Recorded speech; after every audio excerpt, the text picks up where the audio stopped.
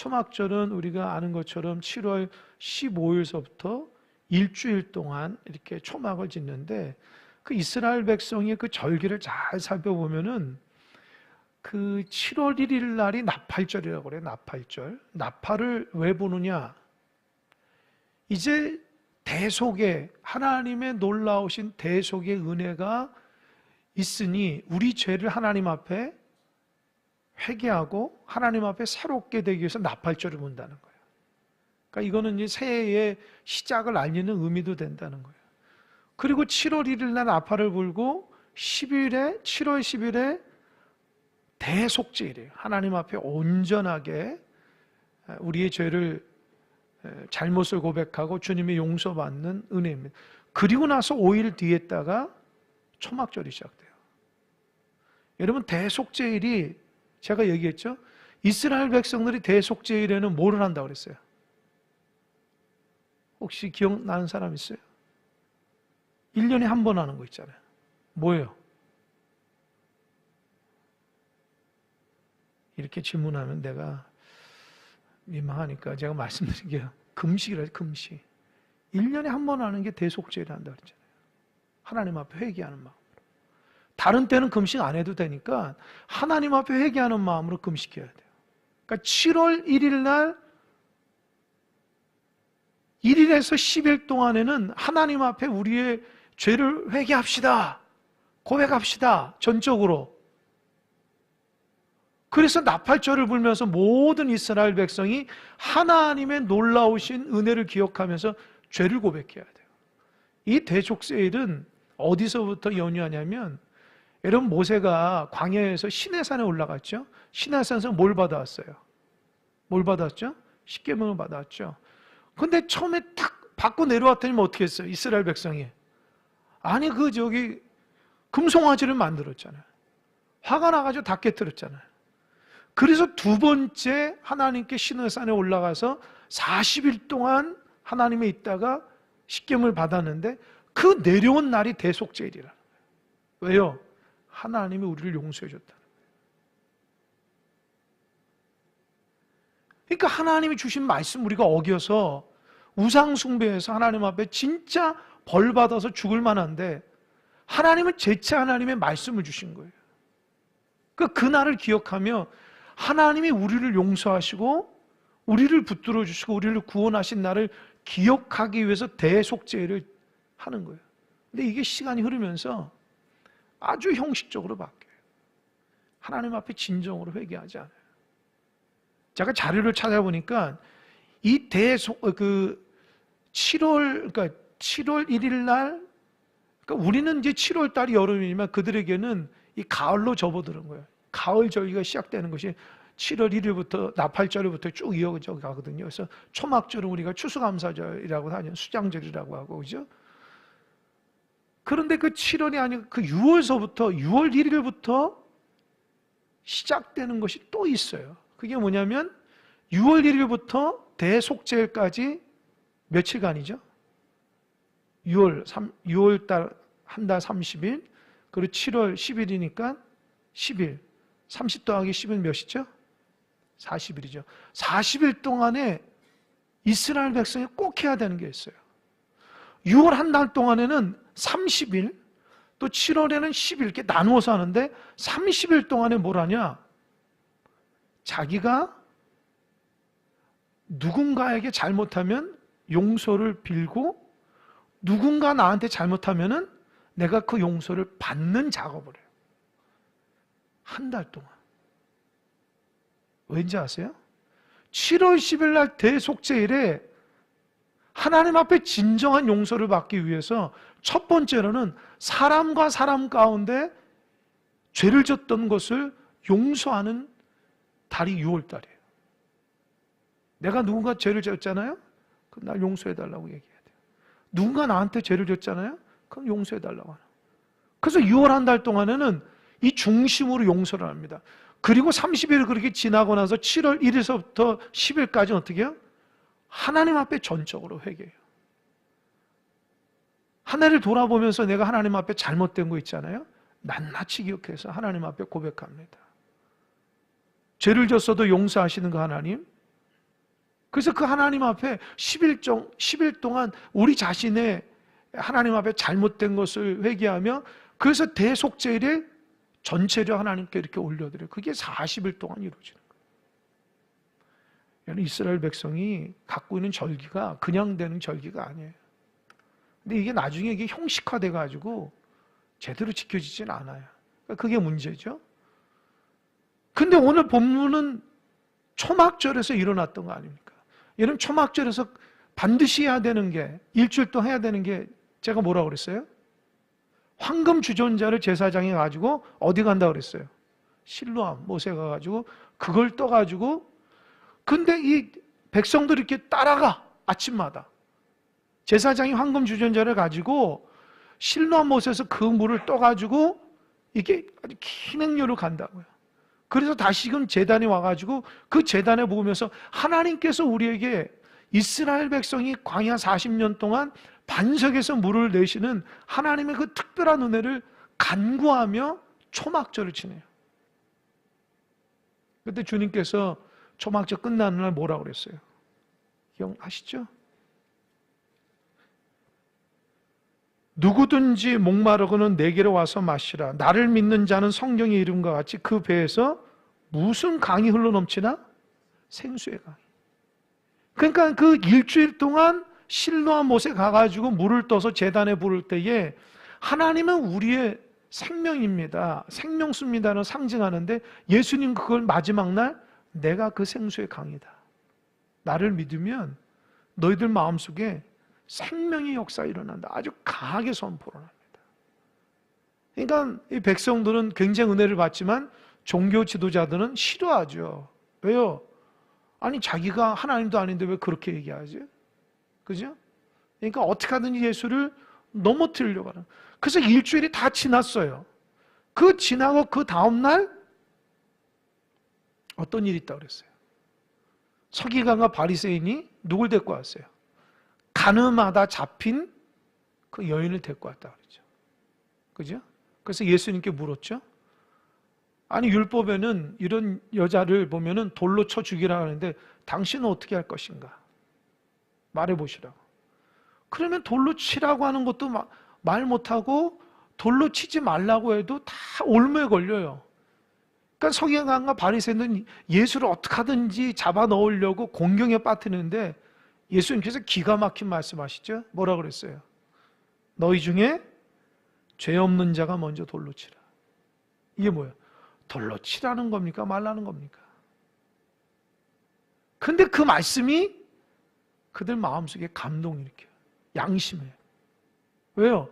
내가 저 여인한테 돌을 칠 만큼 깨끗하지 않는 사람들이거든요. 하나님께서 그 마음속에 양심의 가책을 내가 돌을 집어서 저희 여인한테 칠 만큼 내가 거룩하지 않다, 나도 죄인이다. 그래서 다 떠나갑니다. 그리고 그 여인에게 주님께서 뭐라고 그랬어요? 나도 너를 정죄하지 아니하노니 가서 다시는 죄를 범하지 말라, 이 얘기한 거예요. 그죠? 근데 지난 시간에 제가 얘기했는지 모르겠어요.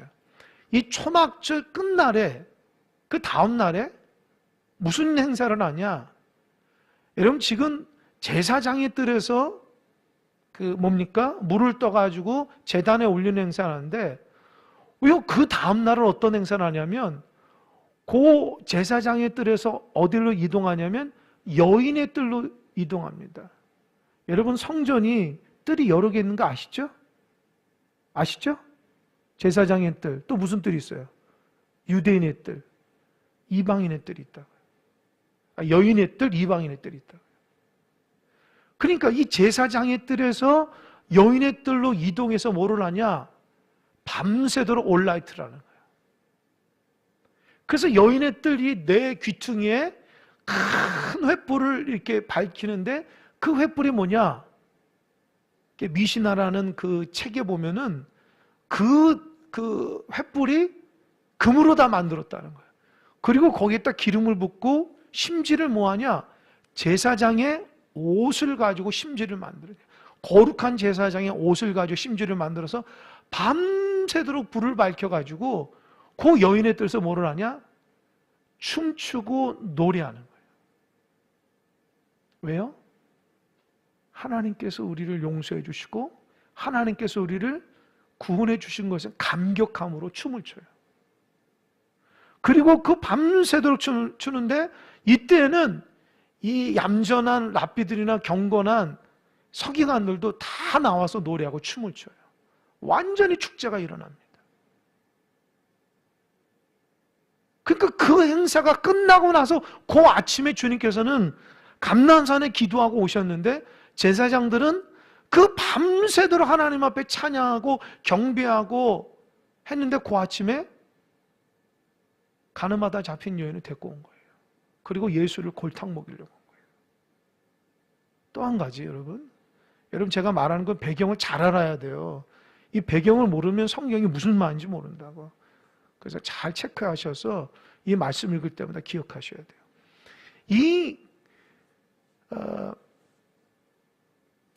이 올라이트를 하면서 밤새도록 하면서 아침에 이렇게 동이 탁 뜰 때에 그들이 무슨 노래를 하냐? 마지막 노래로 이런 노래를 한다는 거예요.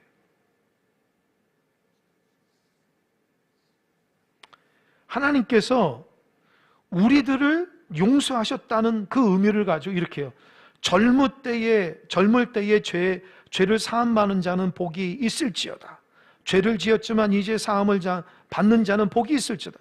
이 찬양은 이 하나님의 시편의 말씀을 자꾸 찬양한다는 거예요.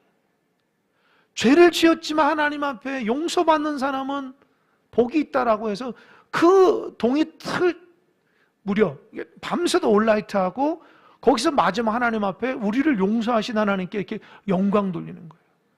근데 지금 성경은 어때요? 그렇게 밤새도록 하나님께 감격하며 찬양하고 용서받은 걸 감사했는데 그 아침에 가늠하다 잡힌 여인을 데리고 온 거예요. 그리고 돌로 쳐 죽인다고 하고 예수를 골탕 먹이는 거예요. 여러분 이해가 돼요? 얼마나 사람들이 사악해요. 하나님 앞에 밤새도록 내 죄를 용서해 주신다고 감사하고 춤을 추며 뭐하냐고. 그 마음판이 감동이 안 돼서 형식으로 그치고 어떻게 하면 예수를 넘어뜨리려고 가늠하다 잡힌 여인을 일부러 데리고 와서 예수를 골탕 먹이는 거예요. 사람이 이 마음이 바뀌지 아니하면 수없이 많은 종교적인 행위를 해도 달라지지가 않아요. 그래서 오늘 말씀이 얼마나 기가 막힌 내용이에요. 하나님 앞에 용서받았으면 뭐예요? 용서할 줄을 모르는데 밤새도록 춤추고 찬양하고 하나님 나를 용서하신 거 감사하다고 얘기하면 뭐예요? 자기는 우월해가지고 죄진 여인을 데리고 와가지고 예수를 골탕 먹여 죽이려고 하는데 그 마음의 강팍함은 하나님 밤새도록 그들의 기도를 그들의 찬양을 듣겠습니까? 그 당시 그렇게 타락했어요. 아무리 말씀을 보면 뭐예요? 찬양하고 뭐하고 기도하면 뭐하냐고. 그들 마음속에 하나님의 국률과 자비가 없는 거예요. 이런 우리도 조심해야 돼요. 조심해야 된다. 하나님의 그 놀라우신 사랑과 용서와 구원을 받았으면 감사하면은 그렇게 삶을 살아가야 돼요. 그래서 마음이 바뀌지 않으면 전혀 달라지지가 않아요. 그래서 여러분 마음을 잘 살피시기 바랍니다. 내가 하나님 말씀 앞에 용서받은 사람으로 살아가고 있는가? 그 예수님 기가 막힌 거예요. 아니 일주일 동안, 아니 6월서부터 한 달 동안 서로를 용서하기 위해서 그렇게 절기를 지키고 7월 달 딱 되자마자 하나님 앞에 죄를 고백하는 행사를 10일 동안 하고 그리고 또 하나님의 은혜에 감격해서 초막절을 지으면서 하나님 우리의 생명수입니다. 하나님 우리의 빛입니다. 우리를 용서해 주시니 감사하다고 그렇게 40일 동안 하나님 앞에 하면 뭐하냐고요. 그들은 전혀 달라지지 않았어요. 바뀌지도 않았어요. 여러분 하나님 앞에 예배하고 기도하고 말씀이 정말 하나님 앞에 조금이라도 상달되는 은혜가 있길 바랍니다. 이게 형식으로 빠지면 안 돼요. 아무런 변화가 없으면 안 된다. 제가 이 말씀을 묵상하면서 이 자료를 찾으면서 막 탄식이 일어나더라고요. 참 주님의 마음이 얼마나 속상했을까. 제가 그 배경을 공부를 하고 이 말씀을 보니까 주님이 땅바닥에서 있을 때에 얼마나 탄식했을까라고 느껴지는 거예요. 여러분, 대속죄일이 왜 그랬어요? 하나님 말씀 주셨는데도 금송아지 해가지고 그 모세가 혈기로 그냥 깨트렸잖아요. 그래서 하나님이 다시 올라갔잖아요. 그래서 그 말씀을 다시 줬잖아요. 그럼 용서하시고 사랑하시고 인도하시는데도 불구하고 여전히 똑같다는 거예요. 그 모세 당시에 그 강팍한 이스라엘 백성과 똑같은 모습이 일어나는 거예요.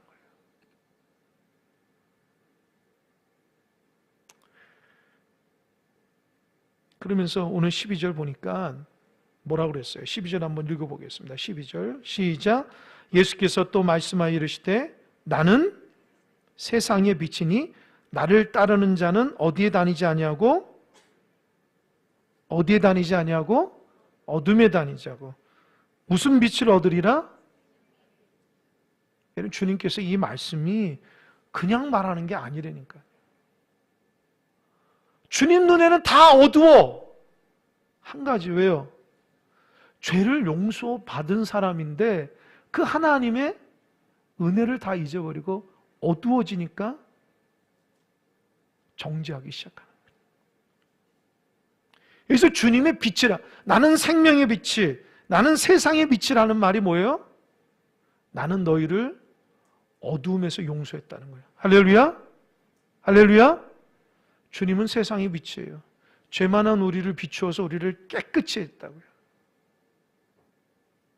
그러니까 어두우면 안 되는 거예요. 빛 대신 주님을 따라가면 어둠에 다니지 않는다는 거예요. 죄를 짓지 않는다는 거예요. 죄를 뭐예요?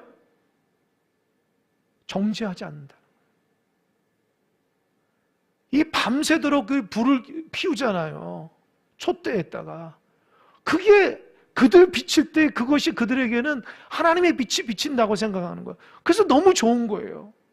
어둠에 있던 우리를 이렇게 밝혀준 게 너무 감사. 우리를 용서하신 하나님 감사. 그런데 그것을 뭐라고 그랬어요? 너희들이 여인의 뜰에서 이렇게 비쳤던 그 빛은 바로 하나님의 빛인데 내 빛이다는 거예요. 내가 너희들을 이렇게 용서하러 왔고 너희 죄를 대신해서 내가 십자가에 죽으러 왔다는 거예요. 할렐루야? 이걸 몰라요.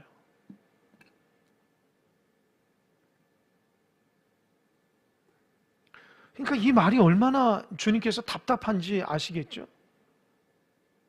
나는 너희를 정죄하지 않는다는 거예요. 그 여인에게 그랬잖아요. 나도 너를 정죄하지 않아요. 다시는 죄를 짓지 말라. 만약에 주님이 우리를 정죄하면요, 살아남을 사람은 없어요. 예수님이 십자가에서 대신 나를 위해서 십자가 죽으셨기 때문에 우리가 구원받은 거라. 그 은혜를 가지고 살아가는 거예요. 근데 우리가 누굴 정죄해요? 우리 용서받은 사람들인데. 주님 그 말이에요. 너희들이 은혜 받은 사람인데 지금 가늠하다 잡힌 여인을 데리고 와가지고 이 여인을 정죄하고 예수 자신을 정죄하는 거예요. 나는 세상의 빛이라는 거예요. 나는 너희들과 다르다는 거예요. 나는 너희를 용서하고 사랑한다는 거예요. 그러니까 채가 어둠에 다니지 말라. 여러분, 요한복음의 저자가 누구라고 그랬어요? 요한복음의 저자가 누구죠? 오늘 이렇게 말씀 안 하시네. 요한복음의 저자는 요한이잖아요. 요한이 요한 1, 2, 3서 요한계시록을 썼잖아요. 그 요한일서에 이렇게 써 있어요.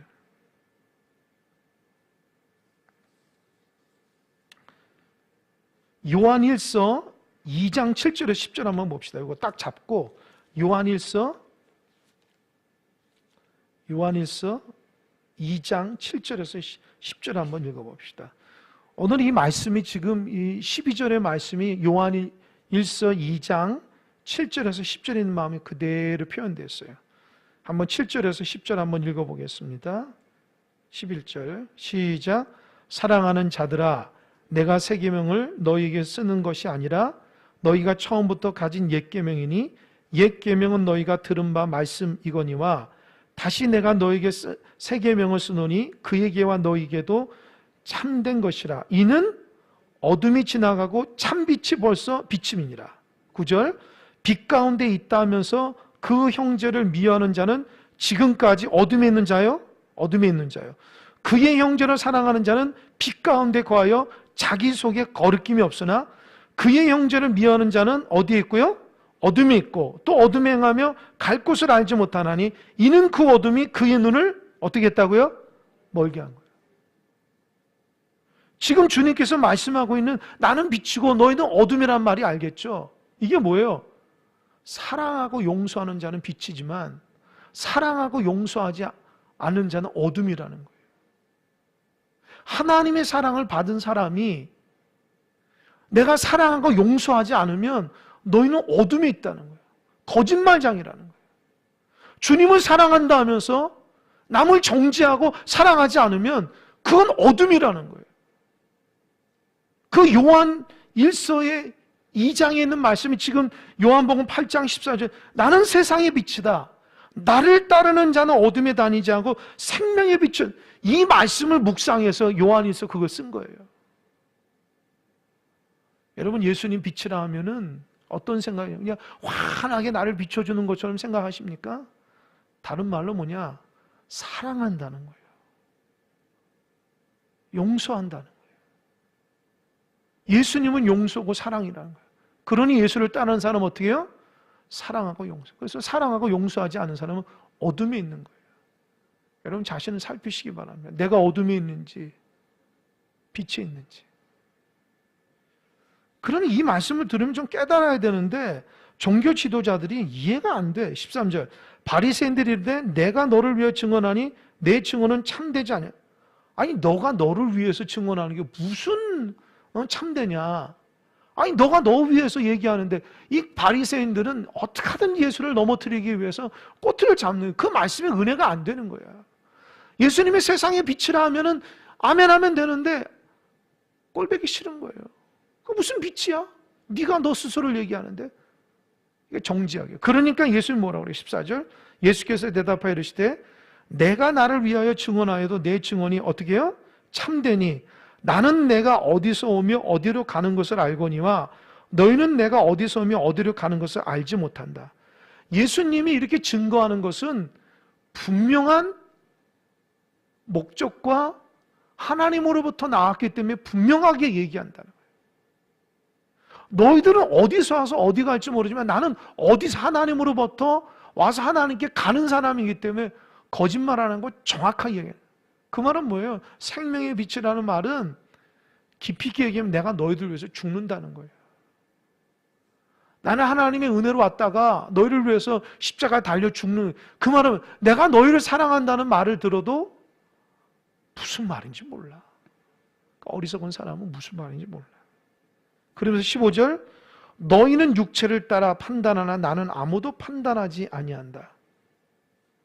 이런 바리새인들과 서기관들은 무엇을 따라 판단한다고 그랬어요?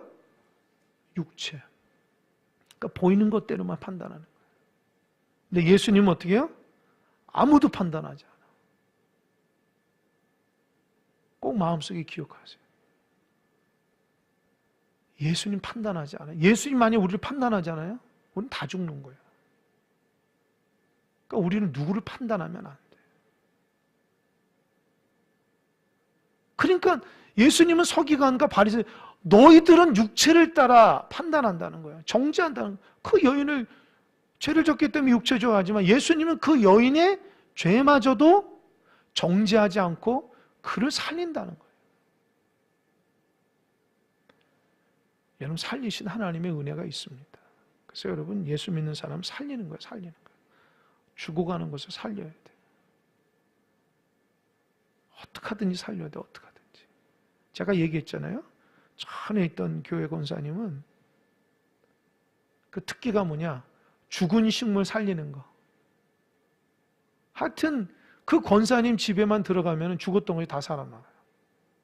신방을 가보니까 뭐 거실에도 꽃이 많고 심지어 부엌 안방에도 꽃이 많아요.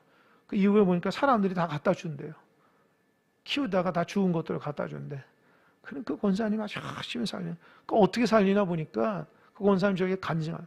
저는 새벽기도 갔다 그 권사님 자기는 새벽기도 갔다 와가지고 이 꽃들한테 노래를 해준대요.